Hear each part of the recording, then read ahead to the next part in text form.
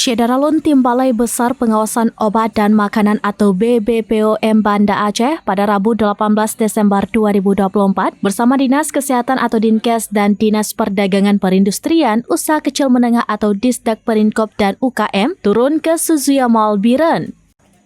Tim melaksanakan pengawasan produk pangan di Suzuya Mall menjelang Natal dan Tahun Baru 2025. Hasil pemeriksaan di Suzuya Mall Biren umumnya untuk pengelolaan cukup baik.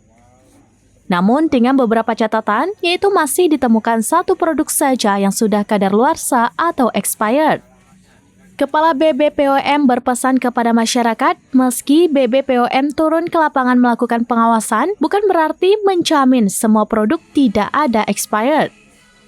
Tetapi, sebagai konsumen selalu biasakan melihat masa kadaluarsa dari produk makanan yang dibeli.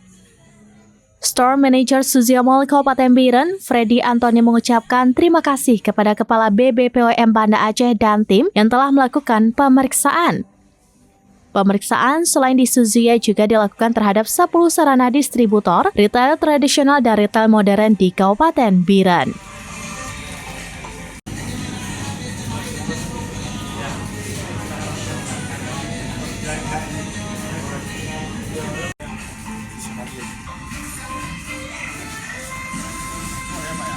Dari Biren, Yusmandin Idris, Rampines.com.